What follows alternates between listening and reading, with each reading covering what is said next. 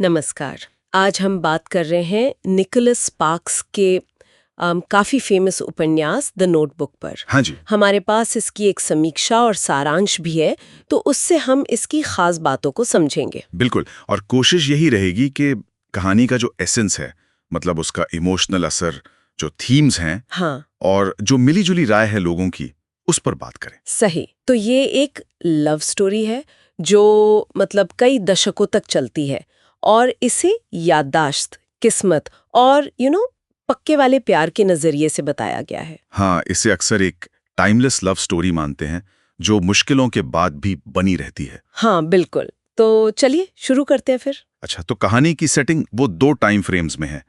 एक तो है आज का नर्सिंग होम हम्म। और दूसरा है 1932 का नॉर्थ कैरोलिना का एक छोटा सा शहर, न्यूबर्न। हाँ कहानी की जड़ें वही हैं। हाँ। और आज के टाइम में एक बुजुर्ग आदमी है जिन्हें हम बाद में जानेंगे कि वो नोआ है। हाँ, नोआ। एक मजदूर पर थोड़ा शायराना मिजाज वाला। बिल्कुल। 1932 की गर्मियों में उन्हें गहरा प्यार हो जाता है। लेकिन फिर वही दिक्कतें आती हैं, सोशल क्लास का फर्क, एली के पेरेंट्स का विरोध। हाँ, और वो अलग हो जाते हैं। नोआ फिर 1 साल तक रोजाना खत लिखता है। रोज? हाँ, रोज। पर एली की माँ वो खत छुपा लेती हैं। वो कभी एली तक पहुंचते ही नहीं। ओ, तो एली को लगता होगा कि नोआ भूल गया उसे। शायद यही। फिर कहानी 14 साल आगे बढ़ती है। अच्छा। एली की सगाई हो चुकी है, एक अमीर वकील है, लॉन हैमंड।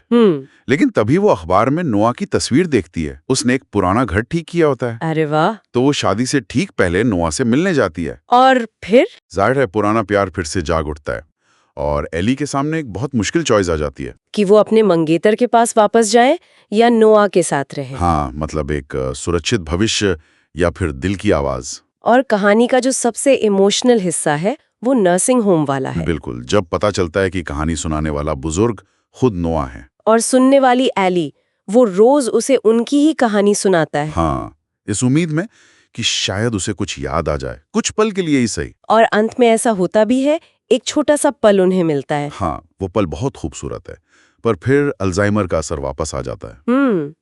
यही बात इस कहानी को सिर्फ एक रोमांस से ज्यादा बना देती है ना। बिल्कुल। ये याददाश्त, पहचान और प्यार के टिके रहने पर सवाल खड़े करती है। अच्छा, अगर समीक्षा की बात करें तो इसे करीब 4.5 स्टार मिले हैं। रोमांस ड्रामा जॉनरा में आती है ये। हाँ, और इसकी खास बात यह है कि ये उस वाली मोहब्बत को पकड़ती है जिसे सोलमेट लव कहते हैं। अच्छा। हाँ, मतलब वो प्यार जो टाइम, दूरी, यहाँ तक कि याददाश्त खोने पर भी कायम रहता है। और स्पार्क्स के लिखने का स्टाइल बड़ा सीधा है, हाँ, सिंपल भाषा है। जिससे इमोशन सीधे महसूस होते हैं। उदासी, पैशन, दिल टूटना, खुशी, सब कुछ। तो क्या ये सादगी ही है जो इसे इतना असरदार बनाती है, या कहानी का सब्जेक्ट मैटर? मेरे ख्याल से दोनों। भाषा आसान है पर कहानी खुद भी मुश्किल चीजों को छूती है, जैसे क्लास का फर्क, बीमारी का दर्द, पछतावा। हाँ, ये सब है इन कहानी फर्क में। के बावजूद वो एक सच्चे, हमेशा टिकने वाले प्यार का सपना बनाए रखती है। शायद इसलिए लोगों को इतनी पसंद आती है। हाँ, हो सकता है। इसके मेन थीम्स क्या हैं?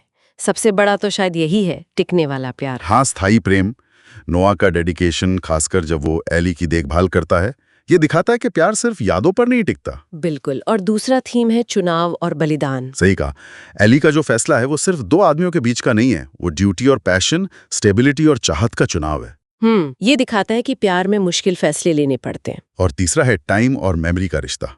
नर्सिंग होम वाला सीन खासकर। हाँ, उम्र बढ़ना, याददाश्त का कमजोर होना, पहचान का खोना, ये सब बहुत गहराई से दिखाया गया है। साथ में क्लास और सोसाइटी की उम्मीदों का प्रेशर भी है, जो उनके शुरू के रिश्ते में प्रॉब्लम बनता है। हाँ, ये भी एक एंगल है।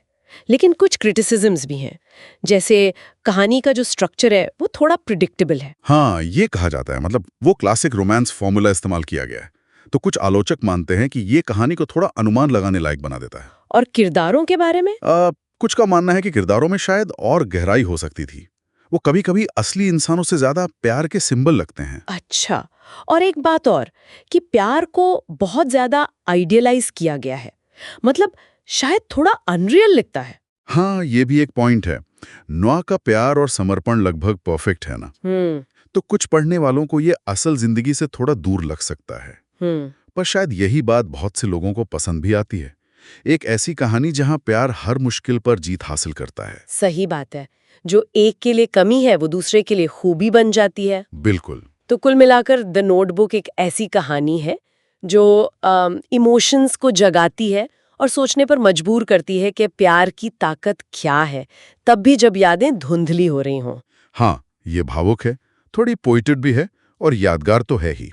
ये सिर्फ रोमांस नहीं है, ये टाइम, मुश्किलों और बुढ़ापे के सामने प्यार के टिके रहने की कहानी है। और इसका मेन मैसेज शायद यही है कि सच्चा प्यार कभी खत्म नहीं होता। भले ही यादें मिट जाएं। बिल्कुल। और यहाँ एक सोचने वाली बात छोड़ जाते हैं। हाँ, तो क्या यादों के जाने से वो प्यार भी बदल जाता है, या उसका जो एसेंस है वो यादों से भी गहरा होता है? हाँ, ये एक दिलचस्प सवाल है सोचने के लिए।